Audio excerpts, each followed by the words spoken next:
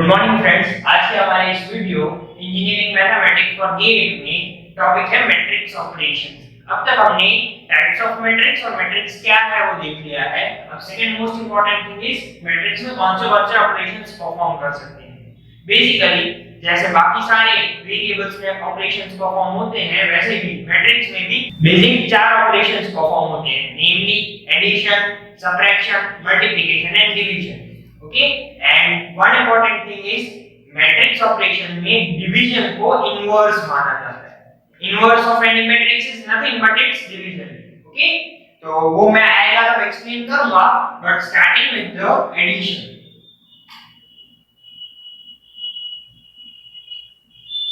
Addition is a simple process. जैसे हम बाकी प्रोसेसर में करते हैं एडिशन, वैसे ही मैट्रिक्स का एडिशन भी होगा। लेट्स से हमारे पास एक मैट्रिक्स है 2 2 2 2, इसे हमें ऐड करना है विद मैट्रिक्स 1 1 1 1। ओके, तो हम क्या करेंगे, हर एक इंडिविजुअल मैट्रिक्स लेंगे, हर एक इंडिविजुअल मैट्रिक्स का ईच एलिमेंट जो करस्पॉन्डिंग होगा दूसरे मैट्रिक्स को। दैट मींस ये पहला मैट्रिक्स है, यहाँ का ये फर्स्ट एलिमेंट और दूसरे मैट्रिक्स का भी फर्स्ट एलिमेंट, इन दोनों मैट्रिक्स के फर्स्ट एलिमेंट को उठा के ऐड करना है, तो ऐड करके तो हमें क्या मिल जाएगा 3। सिमिलरली ये सेम परफॉर्म हम बाकी तीन के लिए करेंगे। तो अगेन ये 2 + 1 3, ये 2 + 1 3, ये 2 + 1 3। ये हमारा सिंपल एडिशन ऑफ मैट्रिक्स हो गया। सिमिलरली अगर हमें सब्ट्रैक्शन करना हो,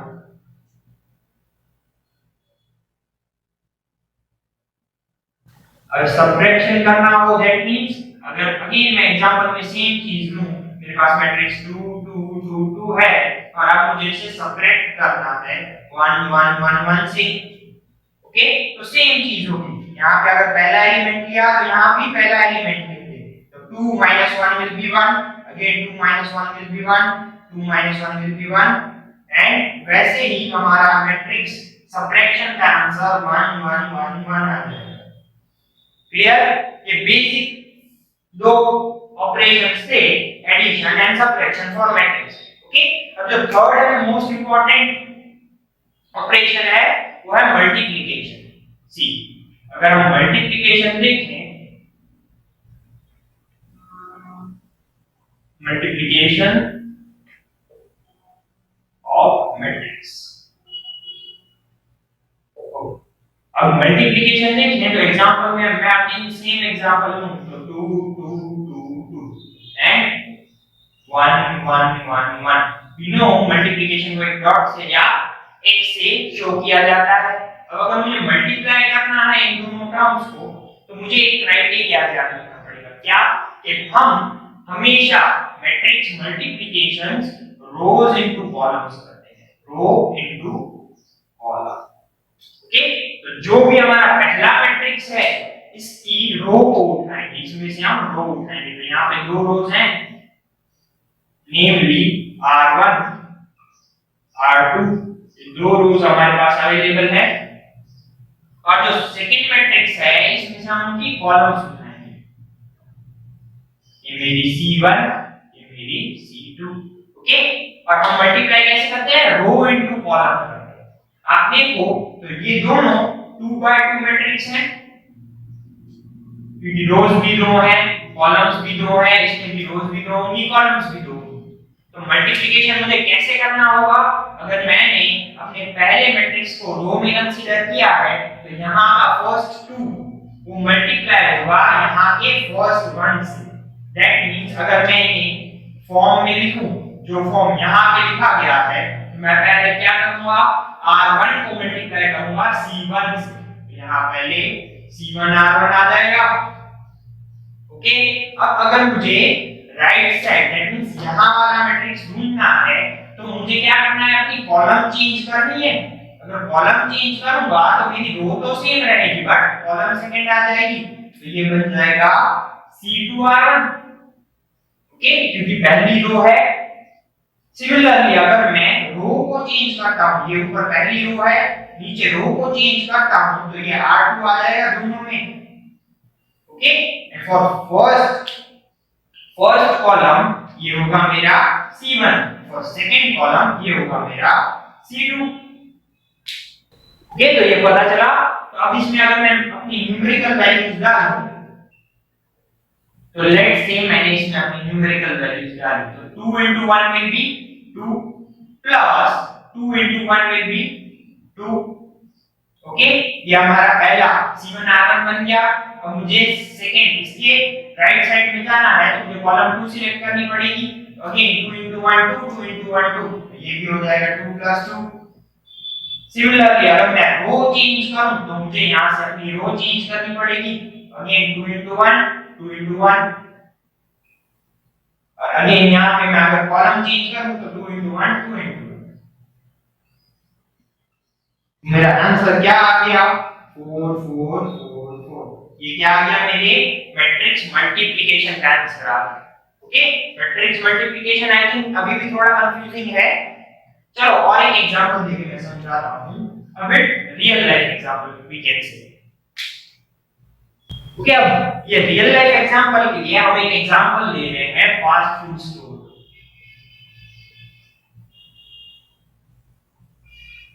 fast food store that means आपके कॉलेज के बाहर जो भी लारी लगी हो, आप उसे फास्ट फूड स्टोर कह सकते हैं। ओके, अब अगर मैं इसमें एग्जांपल दूं कि फास्ट फूड स्टोर वाला समोसा, वड़ा पाव एंड मैगी बेचता है। ओके, और कॉस्टिंग बताऊं इसकी, तो samosa for 3 rupees, vada pav for 4 rupees and Maggi for 2 rupees. देखो मैंने ऐसे ही नंबर्स दे दिए हैं आपको एग्जांपल के लिए, इन्हें सीरियसली नहीं लेना। ओके, तो ये मैंने 3 कमोडिटीज जो फास्ट फूड वाला बेचता है उसे इन नंबर्स दिखा दी, उनकी प्राइस वैल्यू में। ओके, और लेट्स से वो Monday, Tuesday, Wednesday, Thursday and Friday, Saturday Sunday तो छुट्टी होती है, हमारे कॉलेज में तो होती है। ओके, तो अब ये इन 5 दिनों के लिए अपनी फास्ट फूड शॉप जो चालू रखे, तो मैं ईच डे फॉर मंडे और फॉर ट्यूसडे उसका सेल कितना होगा वो मैं यहाँ पे लिख रहा हूँ। दैट मींस अगर मैं यहाँ पे 13 लिखूं, यहाँ पे 8 लिखूं, यहाँ पे 6 लिखूं, दैट मींस मंडे को उसने 13 समोसा सेल किए, 8 वड़ा पाव सेल किए और 6 मैगी सेल किए। ओके, सिमिलरली मैं ट्यूसडे, वेडनेसडे, थर्सडे, फ्राइडे की भी डाटा फिल अप कर लूं, तो ये 9 7 4 7 4 0 15 6 3 1 2 5। हमें ये कुछ नहीं है, मैंने सिर्फ क्या किया है, रैंडम नंबर्स को अपनी टेबल फिल कर दिया है। ओके, रैंडम नंबर से अपनी टेबल फिल कर दी है। अब अगर मुझे ऐसा कैलकुलेट करना हो for Monday, fast food store वाले ने कितना पैसा कमाया, फॉर मंडे इस फास्ट फूड स्टोर वाले ने ये 3 चीजें बेच के, समोसा, वड़ा पाव एंड मैगी, कितना पैसा कमाया। ओके, तो बेसिक मैथमेटिक्स क्या लगता है, अगर फॉर मंडे का कैलकुलेशन करूं, फॉर मंडे में उसने 13 समोसा बेचे हैं और each samosa cost of 3 rupees. Okay, तो 13 into 3 करूंगा फॉर समोसास।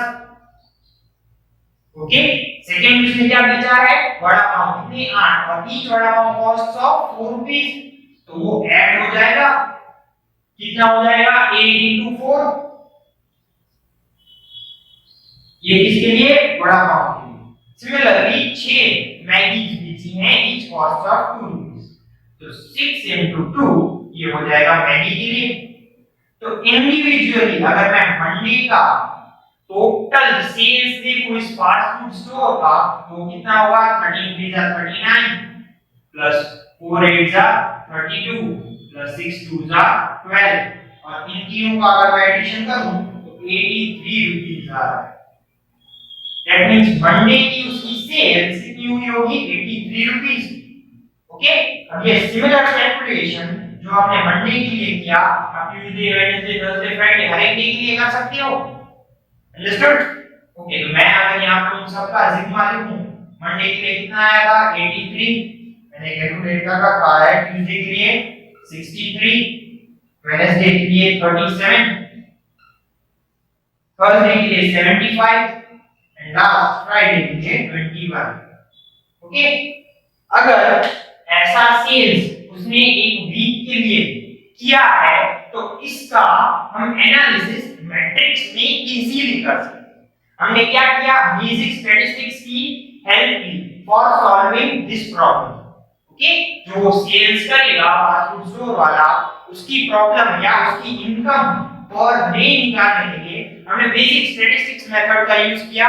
पर यहाँ पे अगर हमें कंफ्यूजन दूर करना हो और शॉर्ट में कंप्लीट करना हो तो हम मैट्रिक्स से भी सॉल्व कर सकते हैं। चलिए देखिए वो कैसे करेंगे। तो हमारे पास यहाँ पे देखिए 3 आइटम्स थी, कौन सी, समोसा, वड़ा पाव एंड मैगी। तो सपोज आई से इसे मैंने अपना पहला मैट्रिक्स बताया था which consists of 3 rupees, 4 rupees and 2 rupees। Okay, तो ये मेरा क्या हो गया, एक ही रो है और 1 2 3 कॉलम है, तो 1/3 मैट्रिक्स हुआ मेरा। और सिमिलरली अगर मैं इस पूरे वीक के डाटा की बात करूं, टैबुलर फॉर्म में जो डाटा है, तो इस फॉर्म को मैं ऐसे लिख सकूंगा 13 8 6 then 9 7 4 then 7 4 0 और आंसर 15 6 3 और लास्ट में 1 2 5। तो ये मैं देखूं तो मेरे पास रोज कितने हैं, 1 2 3, 3 रोज हैं, दैट मींस 3 बाय कॉलम कितनी है, 1 2 3 4 5। तो ये मेरा 3/5 मैट्रिक्स हो गया। और जब हम इन दोनों को मल्टीप्लाई करें तब मुझे आंसर मिलता है। क्या आंसर मिलता है, ये आंसर मिलते हैं, यहां पे लिख दूं मैं 83 63 47 75 एंड 21। ये मुझे मेरा आंसर मिला। इसमें रो कितना है, रो एक ही है और कॉलम कितने हैं, 1 2 3 4 5। तो मुझे आंसर क्या मिला, 1/5 का एक मैट्रिक्स मिला। इससे आपको क्या पता चला, किसी भी कॉम्प्लेक्स डाटा को हम इजीली जैसे स्टैटिस्टिक्स में करते थे वैसे ही मैट्रिक्स से भी मल्टीप्लाई कर सकते थे। और इस एग्जांपल से मैट्रिक्स की और एक प्रॉपर्टी क्लियर होती है। वो प्रॉपर्टी क्या है, तो आप यहां पे देखो, ये मैट्रिक्स कैसा था, 1/3 मैट्रिक्स था, उसे हमने मल्टीप्लाई किया किससे, 3/5 से। दैट मींस मैं यहां पे लिखूं, मैंने 1/3 मैट्रिक्स को मल्टीप्लाई किया है 3/5 मैट्रिक्स से। दैट मींस ये मेरा mn होगा और यहां पे ये मेरा mn होगा। ओके, अगर मैट्रिक्स का एक मैट्रिक्स का m और जिससे हम मल्टीप्लाई कर रहे हैं उस मैट्रिक्स का m, अगर ये दोनों सेम हो तभी ये मैट्रिक्स का मल्टीप्लिकेशन हो सकता है, उसके अलावा हम इस मैट्रिक्स का मल्टीप्लिकेशन नहीं कर सकते। और जब इन दोनों का मल्टीप्लिकेशन होगा तो यहाँ पे n क्या था, 1 और यहाँ पे n क्या था, 5। तो रिजल्ट में क्या आएगा, 1/5 मैट्रिक्स आएगा। यहाँ पे देख लीजिए 1/5 मैट्रिक्स आया है।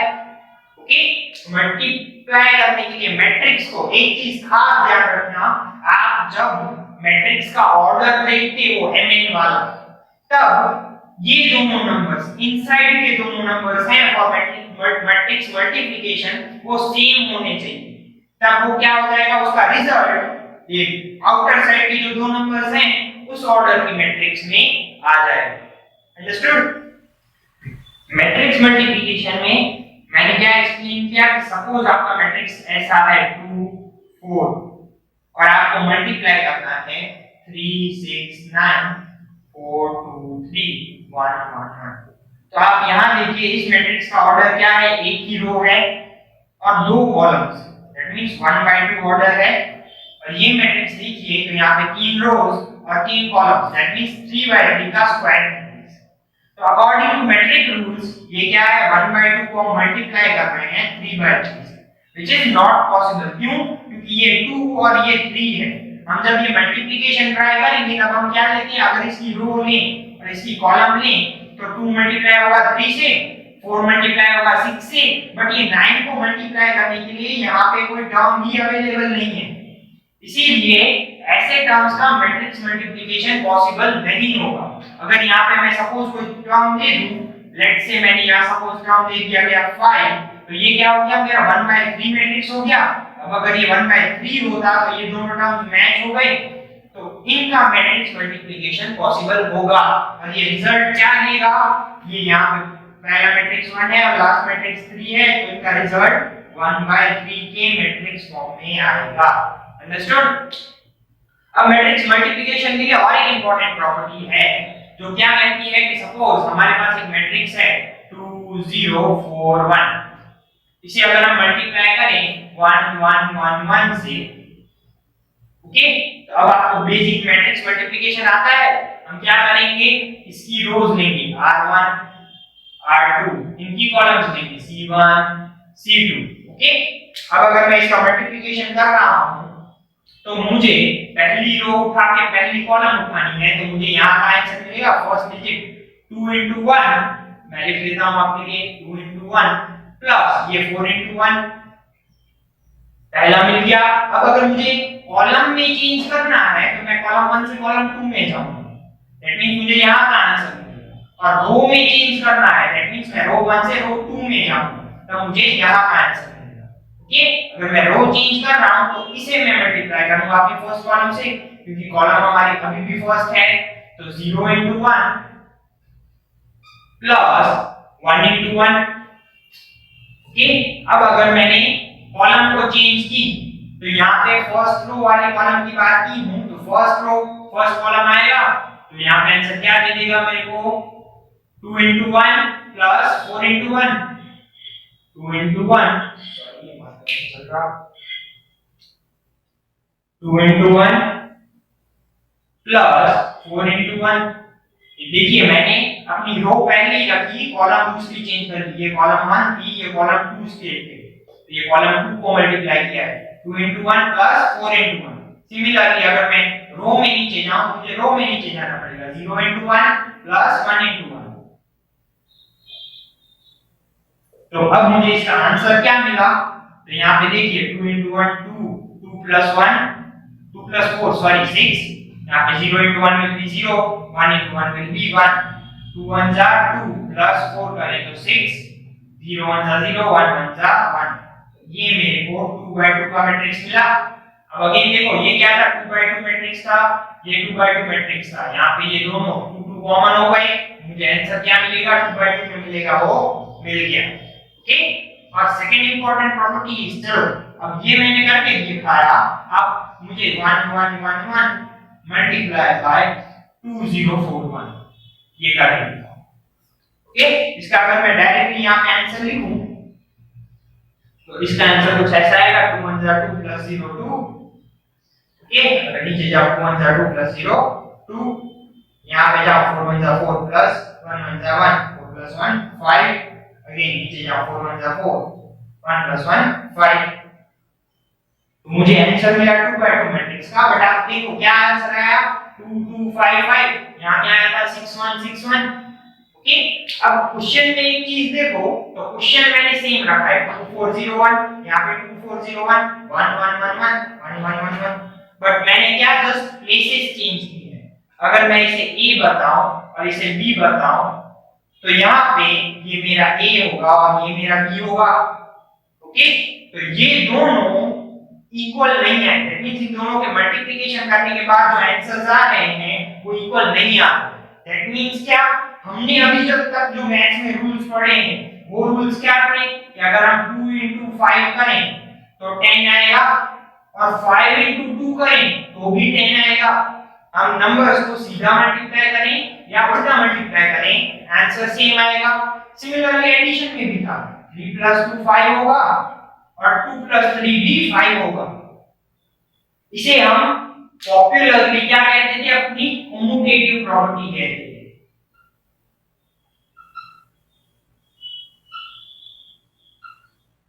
Commutative property that means a plus b will be equal to b plus a, ऐसा आपने पढ़ा होगा 9th 10th स्टैंडर्ड में। ओके, पर हम जब मैट्रिक्स में देखें तब a plus b का answer b plus a, sorry a into b का आंसर b into a के आंसर से मैच नहीं होता। That means matrix multiplication is not a commutative property. Understood? तो ये बेसिक प्रॉपर्टीज थी फॉर मैट्रिक्स ऑपरेशंस।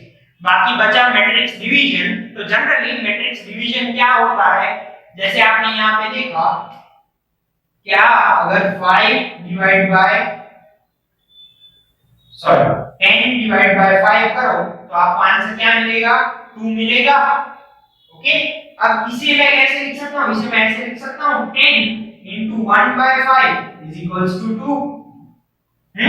इसका और एक फॉर्म क्या कहा जाएगा, 10 into 5 inverse is equals to 2। ये नीचे है, ये ऊपर न्यूमरेटर में आ जाएगा, तो इनवर्स दे सकता हूँ। दैट मींस मैंने किया मल्टीप्लिकेशन है और किससे, इनवर्स से किया, तब मुझे आंसर सेम एज डिवीजन आ रहा है। समझ रहे हो? दैट मींस डिवीजन कुछ नहीं है, एक इनवर्स प्रॉपर्टी है। जब हम इनवर्स प्रॉपर्टी से मल्टीप्लिकेशन करेंगे वो हमारी डिवीजन ऑपरेशन की तरह काम करेगी। दैट मींस मैट्रिक्स ऑपरेशन में हमें मल्टीप्लाई करना होगा किसी भी मैट्रिक्स के इनवर्स से। तो हमारी basic 4 operation, addition, subtraction, multiplication, division और मैट्रिक्स यहाँ पे कंप्लीट हो